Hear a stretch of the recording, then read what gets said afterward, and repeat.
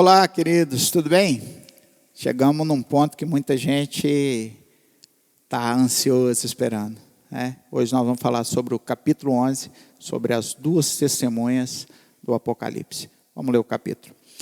E foi-me dado uma cana semelhante a uma vara, e chegou o anjo e disse: levanta e mede o templo de Deus e o altar e os que nele adoram. E deixa o átrio que está fora do templo e não o meças, porque foi dado às nações, e pisarão a cidade santa por 42 meses. E darei poder às minhas duas testemunhas, e elas profetizarão por 1260 dias, vestidas de pano de saco. Estas são as duas oliveiras e os dois castiçais que estão diante de Deus, do Deus da terra. E se alguém lhe quiser fazer mal, fogo sairá da sua boca e devorará os seus inimigos. Se alguém lhes quiser fazer mal, importa que assim sejam mortos. Estas têm poder para fechar o céu, para que não chova nos dias de sua profecia, e têm poder sobre as águas, para convertê-las em sangue, e para ferir a terra com toda sorte de pragas, quantas vezes quiserem. E quando acabarem o seu testemunho, a besta que sobe do abismo lhes fará as guerras e as vencerá e as matará. O seu corpo jazerá na praça da grande cidade, que espiritualmente se chama Sodoma e Egito, onde o seu Senhor também foi crucificado. E os homens de vários povos e tribos e línguas e nações verão o seu corpo morto por 3 dias e meio, e não permitirão que o seu corpo morto seja posto em sepulcros. E os que habitam na terra se regozijarão sobre eles, se alegrarão e mandarão presentes uns aos outros, porquanto estes 2 profetas tinham atormentado os que habitavam a terra. E depois daqueles 3 dias e meio, o espírito de vida vindo de Deus entrou neles, e puseram sobre os pés, e caiu grande temor sobre os que o viram. E ouviram uma grande voz do céu que lhes dizia: subi cá. E subiram ao céu em uma nuvem, e os seus inimigos os viram. E naquela mesma hora, houve um grande terremoto, e caiu a 10ª parte da cidade. E no terremoto foram mortos 7.000 homens, e os demais ficaram muito atemorizados e deram glórias ao Deus dos céus. É passado o segundo ai, eis que o terceiro ai virá logo. E tocou o 7º anjo a trombeta, e houve no céu grandes vozes que diziam: os reinos do mundo vieram a ser de nosso Senhor Jesus Cristo. Os reinos do mundo vieram a ser de nosso Senhor e do seu Cristo, e ele reinará para todo sempre. E os 24 anciãos que estão assentados em seu trono diante de Deus, prostraram-se sobre os seus rostos e o adoraram a Deus, dizendo: graças te damos, Senhor Deus Todo-Poderoso, que és, que eras e que há de vir, que tomaste o teu grande poder e reinastes. E iraram-se as nações, e veio a tua ira e o tempo dos mortos, para que sejam julgados, e o tempo de dares galardão aos profetas teus servos, e aos santos, e aos que temem o seu nome, a pequenos e grandes, e o tempo de destruir-te o que destroem a terra. E abriu-se no céu o templo de Deus, e a arca do concerto foi vista no seu templo, e houve relâmpagos, e vozes, e trovões, e terremotos, e grande saraiva. Capítulo 11 de Apocalipse talvez seja um dos capítulos que tem as maiores especulações dentro do livro de Apocalipse, né? A vinda das duas testemunhas, ela inicia a programação, né, durante o período da grande tribulação. Existe um número de estudiosos que dizem que eles vão começar o seu trabalho na segunda metade da tribulação, né? Quem diz isso são os mesotribulacionistas. Eu, particularmente, acredito que eles começam logo no início da grande tribulação, até porque a Bíblia diz que no pátio do templo as pessoas estarão por até 42 meses, que dá o mesmo tempo da profecia, que é de 1260 dias, né? Então, se o arrebatamento vai retirar do mundo todos os cristãos de uma vez, deixando apenas os incrédulos para lidar com a tribulação, a gente poderia até questionar se Deus deixaria mesmo, né, as pessoas completamente desassistidas. Porém, a Bíblia diz que com amor eterno Ele nos amou. Então, o amor de Deus jamais cessa.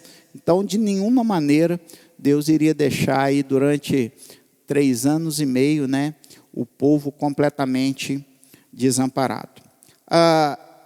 Nesse capítulo que a gente leu sobre Apocalipse, nós temos base bíblica para especular, e é só uma especulação, quem pode ser, né, as duas testemunhas de Apocalipse. A gente vai estudar um pouquinho sobre a sua personalidade, sobre as suas profecias, sobre o seu poder, sobre a sua perseguição, sobre a sua proteção sobrenatural, né? Mas quanto a quem elas são, a gente não tem como realmente afirmar. Você pode dizer assim, eu acho que é esse, eu acho que eu sou aquele, né? Gosto muito de uma resposta do pastor Luciano Subirá. Ele disse que um dia um irmão chegou para ele e perguntou assim: pastor, diga-me, quem são as duas testemunhas de Apocalipse? Ele perguntou assim: você quer uma resposta educada ou você quer uma resposta mal educada? E a pessoa disse assim: não, me dá logo a bem educada primeiro. Não, a resposta bem educada que eu vou te dar eu não sei quem são. E a mal educada, pastor? A mal educada é que não é da sua conta, né? Então, a gente pode fazer algumas especulações, né, acerca delas, mas a gente não pode afirmar com certeza quem é. Primeira coisa, qual que é a personalidade, né, dessas testemunhas? Elas vão profetizar, né, durante 1260 dias, vestidos de pano de saco. Pano de saco sempre fala de arrependimento. Então, o discurso, a pregação que eles vão trazer ao povo é uma pregação de que se arrependam, né? E é por isso que a Bíblia diz que o povo, quando eles morrerem, vão ficar muito felizes, porque, de uma maneira geral, a pregação sobre arrependimento é uma pregação que é extremamente necessária, mas que é extremamente desvalorizada, porque as pessoas não gostam de ouvir falar dos seus próprios erros, né? Se você pedir a uma pessoa, cita para mim 10 qualidades, rapidinho ela vai te citar 10 qualidades. Ela vai falar, eu sou honesto, eu sou bondoso, eu sou hospitaleiro, eu sou ajudador, eu sou inteligente, eu sou estudioso, eu cozinho bem, eu conheço a palavra de Deus, eu sou um bom atleta, eu sou um bom filho, eu sou um bom marido. Aí você pergunta assim, quais são os seus defeitos? Ela começa a pensar, né? Dá vontade até de ler o pensamento dela, é como se ela dissesse, tem que fazer um grande esforço, porque eu não tenho defeitos, né? Por quê? Porque dentro de nós, por causa do pecado, a gente não quer receber uma palavra dizendo que há algo dentro de nós que precisa ser mudado, né?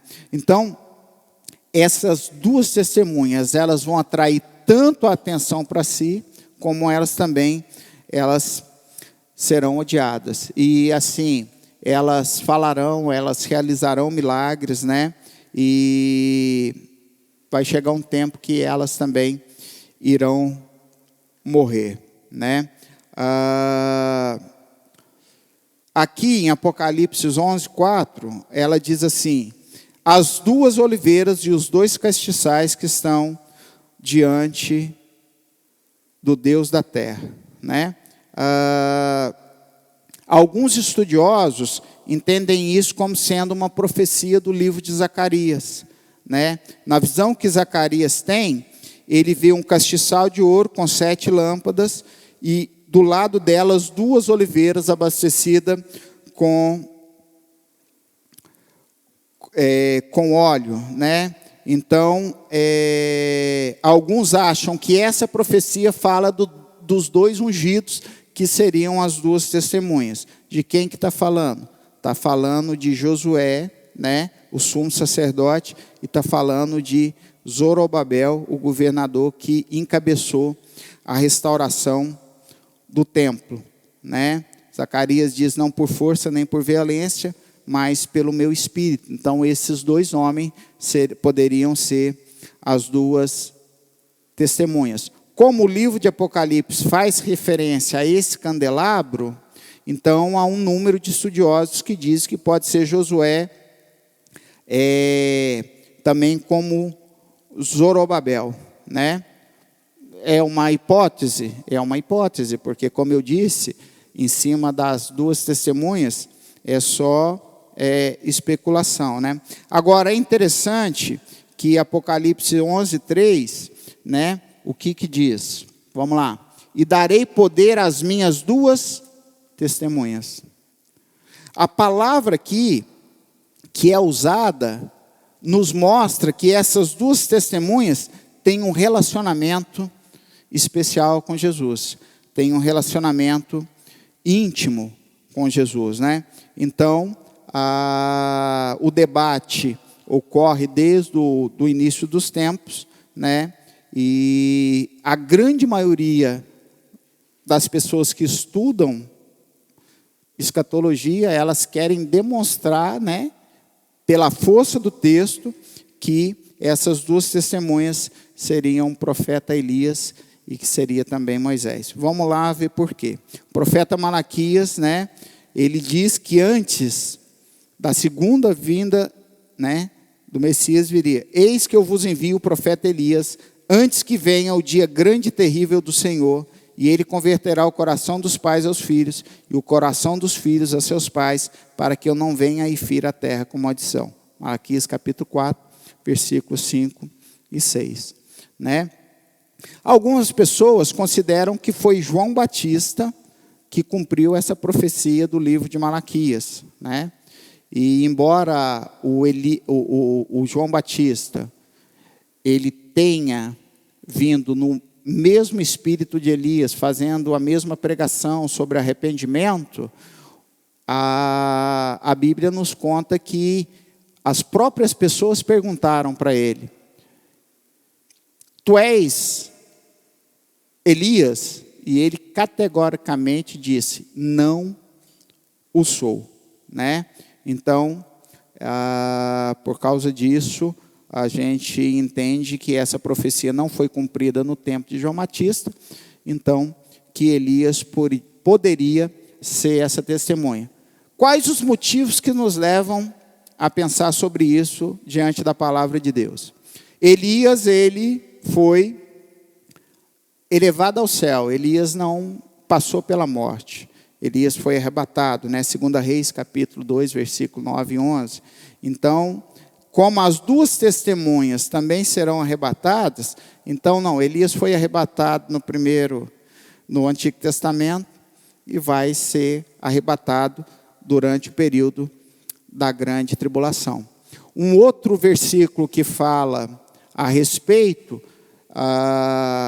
dos estudiosos dizerem que pode ser Elias, uma das testemunhas, é o fato que em Apocalipse 11:6, diz que foi-lhe dado o poder de por 3 anos e meio, 42 meses, reter a chuva, que foi o que aconteceu em 1 de Reis, capítulo 17, versículo 1. Então, juntando o arrebatamento de Elias, mas o fato de haver, de ter sido dado a ele o poder para reter a chuva, então os estudiosos fazem essa associação.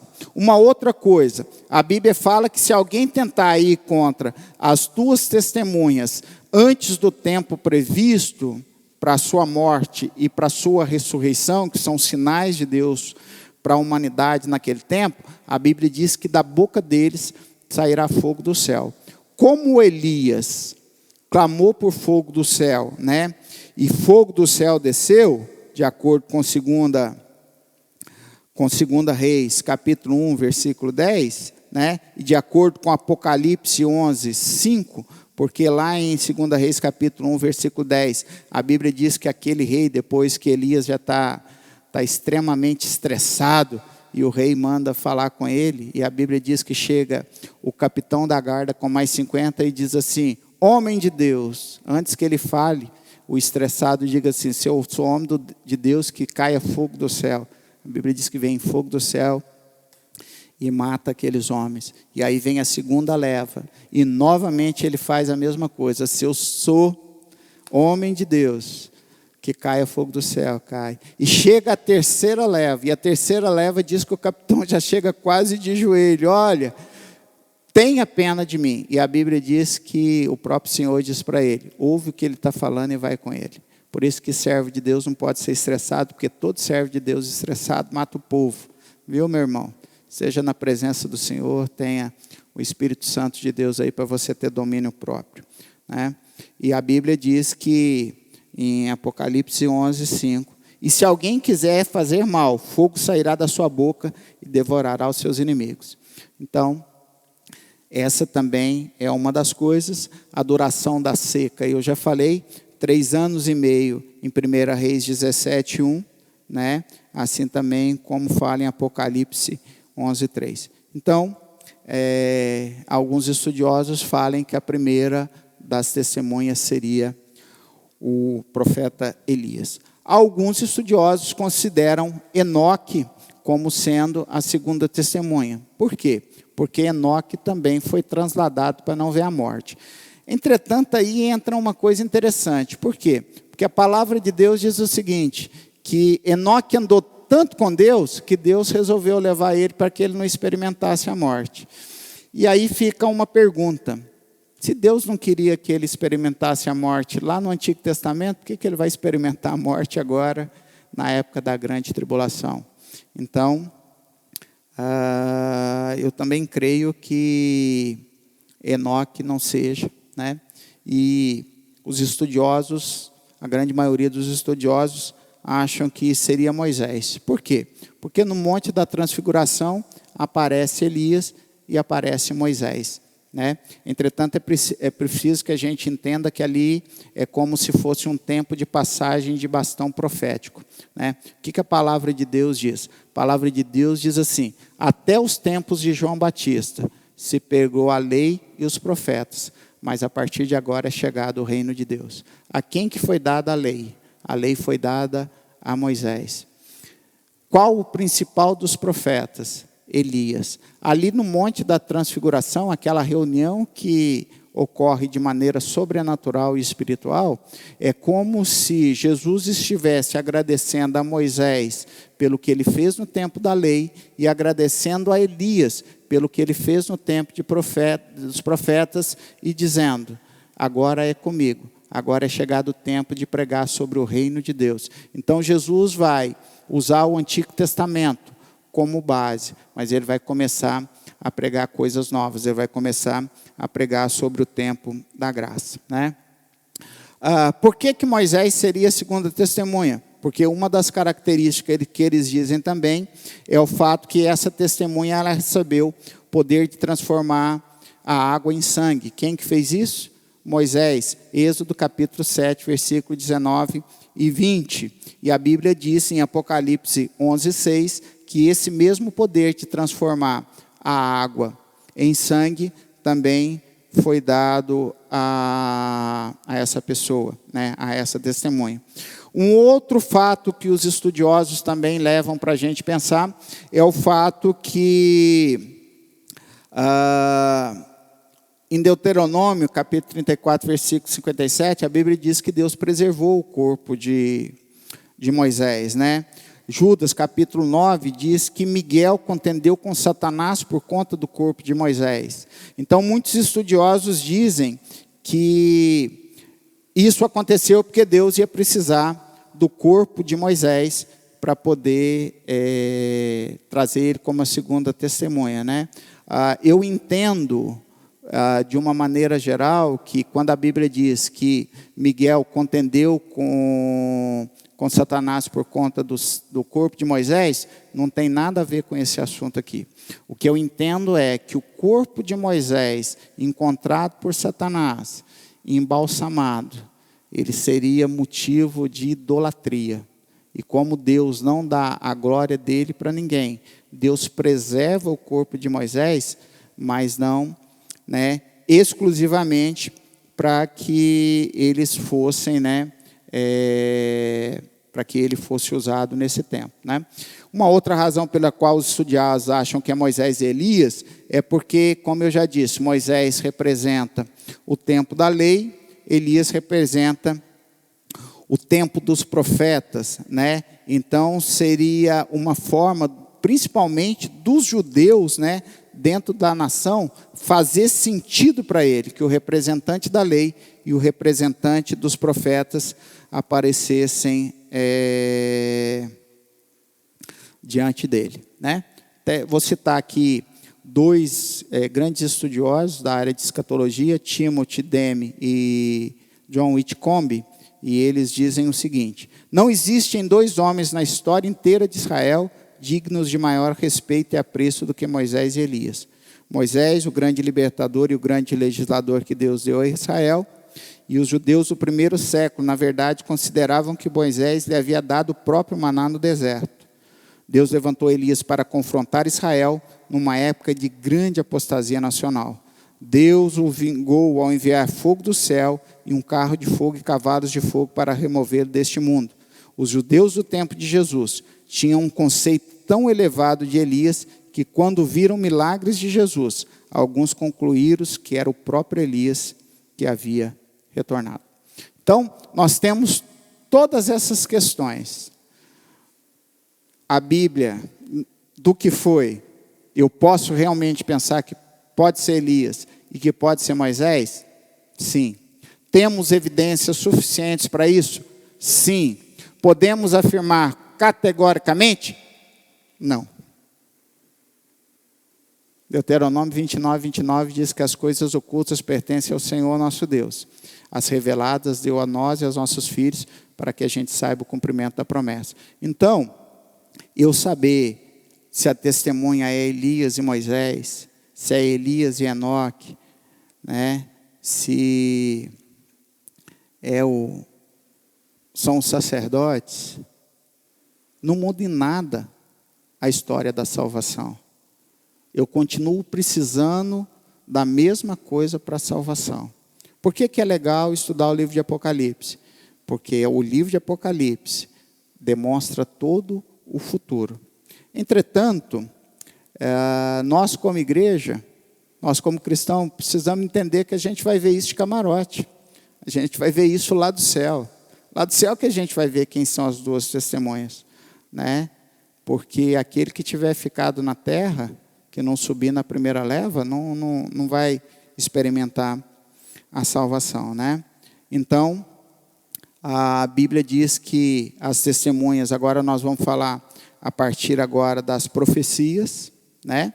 A Bíblia diz que eles terão, durante 1260 dias, uma divina revelação e autoridade de Cristo para proclamar durante 3 anos e meio a profecia.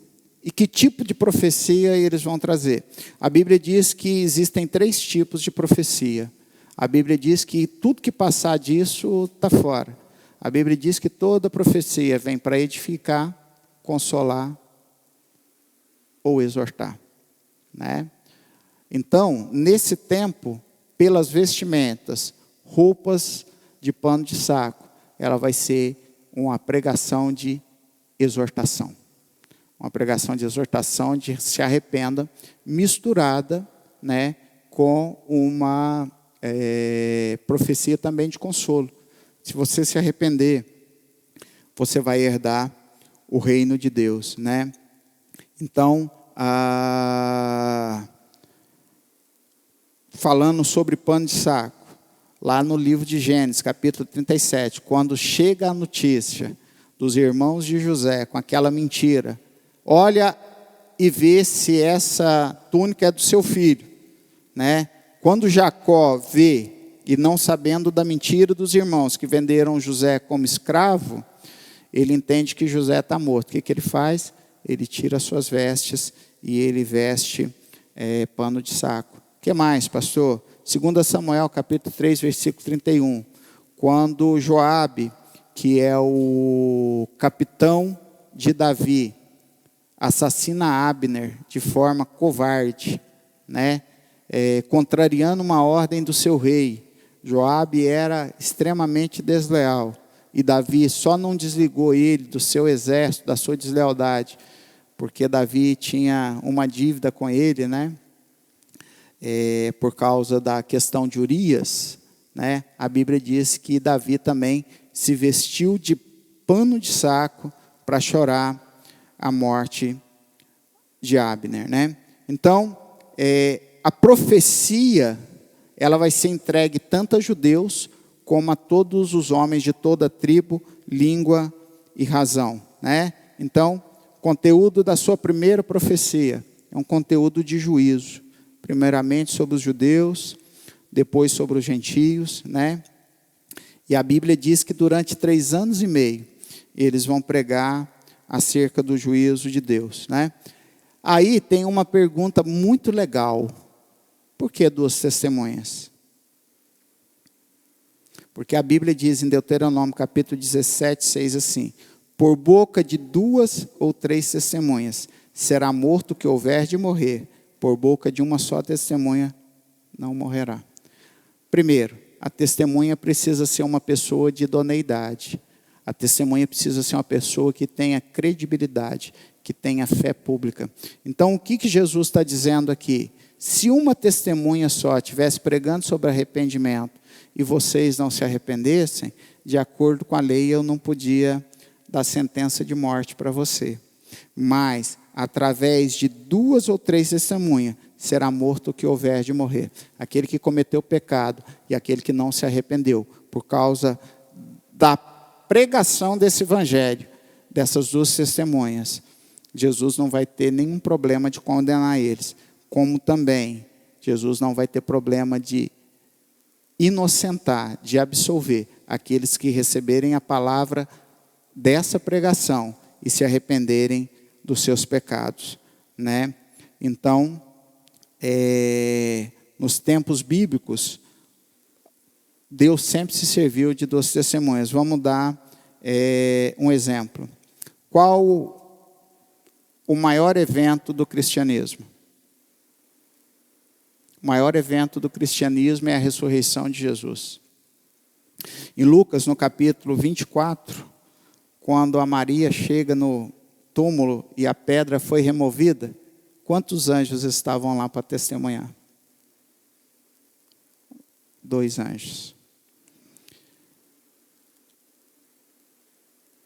Os discípulos de Jesus estão no Monte das Oliveiras, olhando para o céu.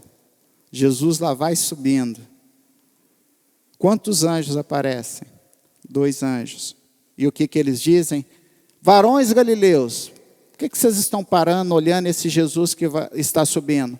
Não sabeis vós que da mesma maneira que ele subiu, ele há de descer? Em outras palavras, os anjos estavam falando: ei, acorda, agora é com vocês, agora é com a igreja. Até a segunda vinda de Cristo, a responsabilidade é de vocês de pregarem o evangelho, né? Que mais, pastor? Moisés foi o libertador, sim ou não? Entretanto, estava Moisés e Arão, porque é pela boca dos 2. Josué e Calebe. Josué, sumo sacerdote, e Zorobabel. Então estavam subindo 2, Pedro e João, e disse: não tenho ouro nem prata, mas em nome de Jesus, levanta-te e anda. Por quê? Porque pela boca de 2 testemunhas foi resolvido o problema daquele homem. Paulo e Silas, Timóteo e Tito. Hoje, na live que nós fizemos, eu falei acerca de Lucas capítulo 10. Capítulo 10, Jesus manda os discípulos, os 70. Mandaram de quantos? De 2 em 2. Então, essas 2 testemunhas, elas contêm o padrão de proclamar o chamado ao arrependimento, né? E aí a gente vai começar a analisar agora um pouquinho o poder, né, da sua pregação. O poder da sua pregação, a gente vai ver que o Espírito Santo de Deus vai usar esses 2. E a mensagem, ela vai ser tão poderosa, queridos, que a Bíblia diz que o povo vai odiar, né, eles, né? o que a palavra de Deus diz? Dia após dia, o alvoroço aumentará à medida que essas testemunhas dão o seu testemunho. E que testemunha é essa? Muito simples. Vocês rejeitaram a Jesus Cristo, vocês rejeitaram o Senhor de toda a terra, né? Eles vão dizer: vive o Senhor, Deus de Israel, cuja presença eu estou, que durante 3 anos e 6 meses, de acordo com a minha palavra, não choverá. Aí imagina o seguinte: 1/3 da água potável da terra já foi para o espaço, já virou absinto. E agora ainda por cima chega um doido e diz que não vai chover. Então essas testemunhas, elas serão, né, odiadas por muitos. A Bíblia diz que eles vão ser muito destemidos, eles não vão ficar rodeando, eles não vão ficar procurando palavra, né? Tem pregador que fica procurando o que vai dizer, né, da maneira que não machuque, queridos. Eles vão chegar e vão falar: vocês são os idólatras, vocês são adoradores do diabo, e se vocês não se arrependerem, vocês vão para o lago de fogo, né? Eles vão testificar que tudo que está acontecendo é juízo de Deus sobre a terra. Eles vão mostrar que tudo que está acontecendo é diretamente provocado pelo próprio Senhor. Eles vão denunciar as bocas que proclamam blasfêmias, né? Que nenhum homem é deidade, que nenhum homem é divino, como o anticristo vai querer falar, e depois nós vamos estar tratando sobre sobre esse assunto. Mas, sobretudo, eles vão dizer o seguinte: olha, não se deixem enganar, porque toda bondade humana, nesse tempo, não passa de uma mentira. E o que é interessante é que eles dizem que eles vão chamar Jerusalém de Sodoma e Egito. Por quê? Porque eles mataram a Jesus Cristo, né? Então, as pessoas que não acreditam, elas não querem receber o conhecimento da parte de Deus, né? E é interessante porque lá no final de Apocalipse, no capítulo 21 e no capítulo 22, a Bíblia fala de uma série de pessoas, né? Fala que os homicidas, fala que os feiticeiros, falam que aqueles que amam e praticam a mentira não herdarão o reino dos céus. E eles incluem um grupo de pessoas que, aos olhos humanos, podem ser bons, que são os incrédulos. Porque você tem muito incrédulo, pessoas que dizem: eu não acredito em Jesus, eu não acredito em Deus.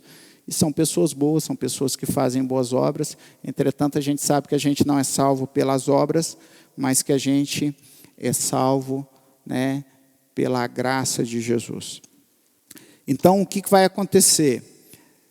Por causa do tipo de pregação, o pessoal vai começar a exigir que essas testemunhas sejam mortas, né? E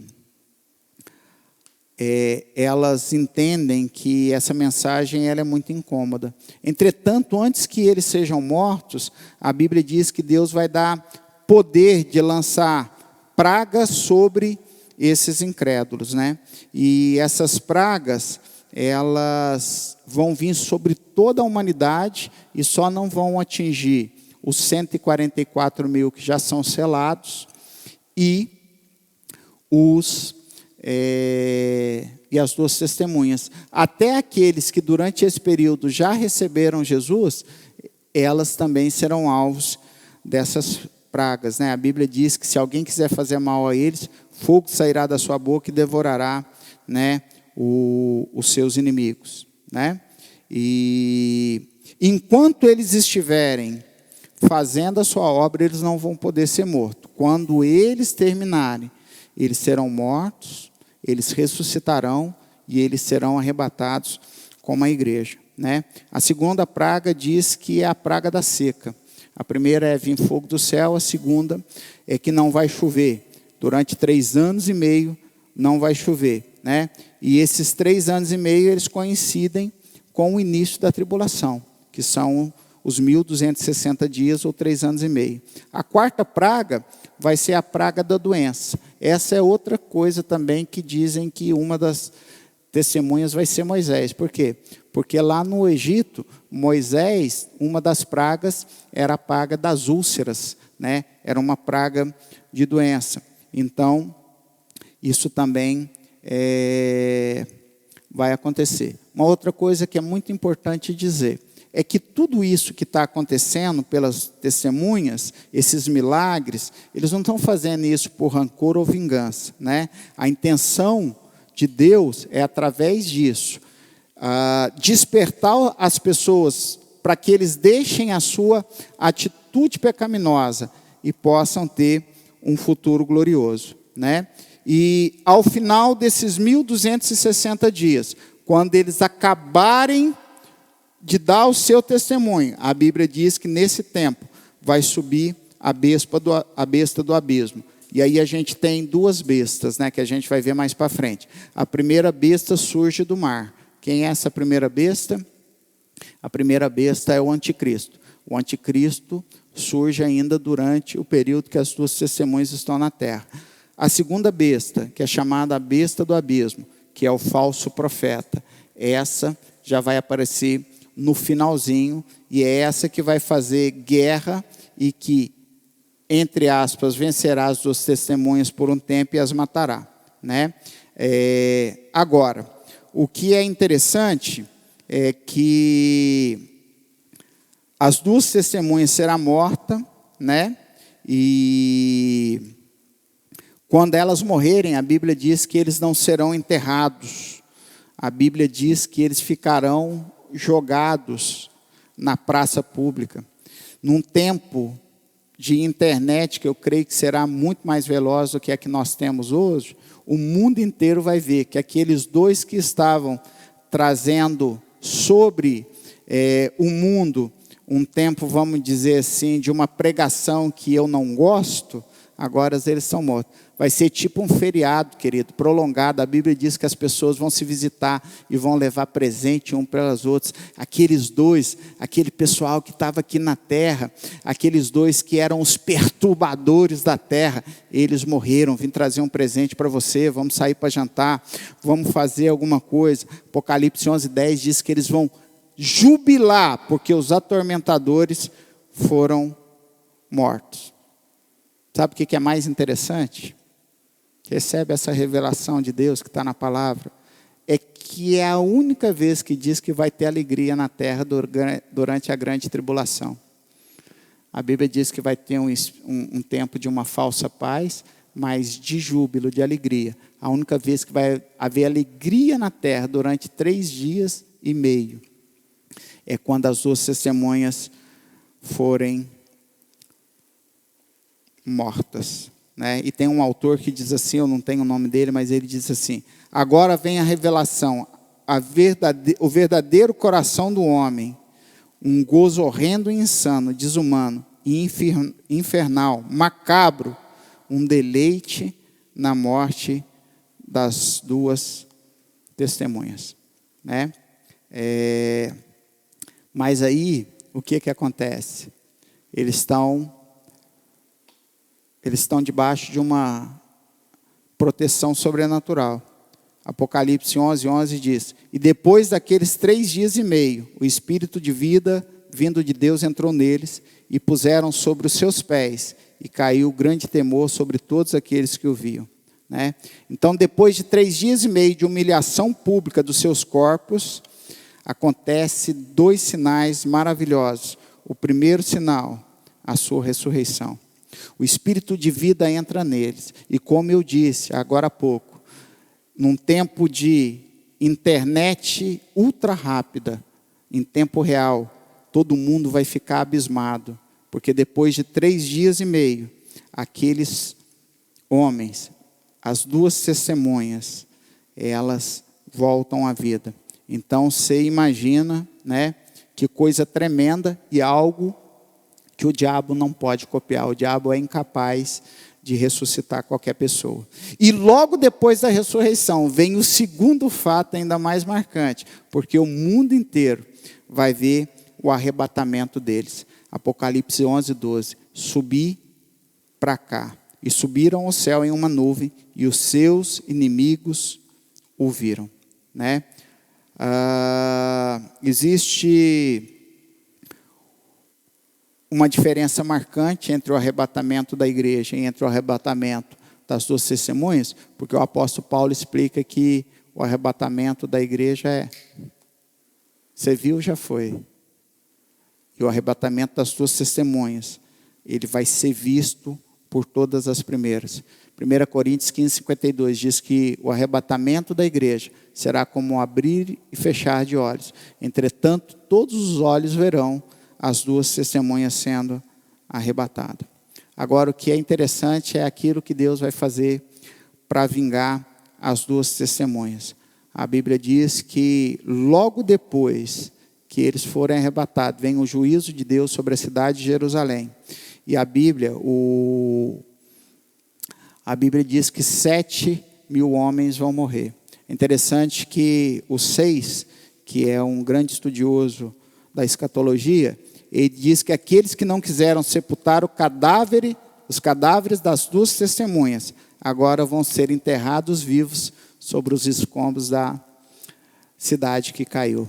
Né?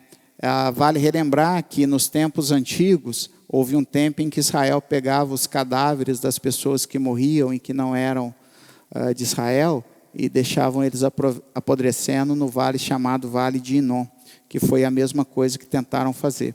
Mas o que é mais impressionante é que eu fui dar uma pesquisada lá no original, né, grego, onde fala sobre isso, e quando a Bíblia fala, e morreram 7.000 homens, no original fala homens de nome, ou seja, os 7.000 que morrem não são só pessoas comuns, os 7.000 que morrem são pessoas de uma alta classe política ou religiosa, são líderes muito conhecidos, né? E a Bíblia diz que aquela alegria de eu te dou presente porque morreu as testemunhas, agora ela é transformada num grande pavor, a ponto do povo dizer, né, da glória a Deus. Né? Então, as duas testemunhas, quem são? Não sei. Pastor, pode ser Elias e Moisés? Pode. Dentro de tudo que o senhor falou, é o mais provável? É o mais provável. Podemos afirmar? Não. Pode ser Zorobabel e o sumo sacerdote Josué? Pode. Pode ser Elias e Enoque? Pode. Pode ser duas pessoas do tempo ali já da grande tribulação?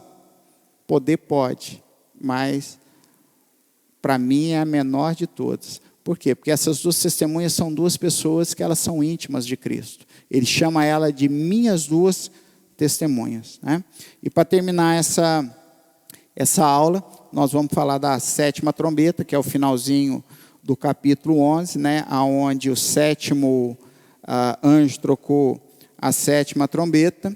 E esse anjo que já foi mencionado lá em Apocalipse 10, 7, ele toca a trombeta para anunciar quais são os próximos acontecimentos. E quais são os próximos acontecimentos? Apocalipse 11, antes de falar das suas testemunhas, fala que o templo começou a ser medido. E termina dizendo que o templo foi reaberto. Então, o toque da sétima trombeta é para declarar que o reino de Deus já está sendo estabelecido sobre todo o mundo e que só falta 3 anos e meio para que todos os reinos do mundo pertençam ao Senhor Jesus por direito legal, conforme foi declarado em Mateus capítulo 28, versículo 18, que diz: Deus me deu todo o poder no céu e na terra. Né? E aí eu termino essa aula dizendo que finalmente, em Apocalipse 11, chegou o tempo da posse total dos reinos do mundo ao Senhor Jesus. Né? Então, aquele juramento solene que ele fez, eis que venho sem demora, aqui está declarando que só faltam 3 anos e meio para a segunda vinda de Cristo, para que aqueles que foram arrebatados pela igreja, que tiveram os seus corpos glorificados, voltem com Ele, para viver 1000 anos com Cristo na terra, junto com aqueles que morreram e que também serão ressuscitados nesse período, ganharão seus corpos gloriosos. Mas uma coisa que depois nós vamos ver quando a gente estiver vendo o milênio, é que as pessoas, vai haver pessoas que estarão aqui na terra quando Cristo voltar, e essas pessoas, elas estarão salvas, elas não morrerão, elas serão salvas e elas entrarão no milênio, durante o período do milênio, ainda com seus corpos, sem serem glorificados. Mas esse é assunto para outra aula. Espero que eu tenha tirado as suas dúvidas acerca das duas testemunhas. Não adianta você me perguntar quem eu acho que seja, porque senão eu vou fazer igual o pastor Luciano subirá contigo. Vou te dar 2 respostas, né? Mas, brincadeiras à parte, eu creio que foi uma grande bênção. Na próxima aula, a gente vai estar falando sobre Apocalipse, capítulo 12, sobre a mulher e o dragão. E a grande confusão que eles fazem com essa mulher, querido. Mas nós vamos mostrar à luz da palavra para você quem é o grande dragão, que é fácil, e quem é essa mulher. Deus te abençoe. Não esqueça de compartilhar, se inscrever, dar o like, né, e mandar para o maior número possível de pessoas. Yeah!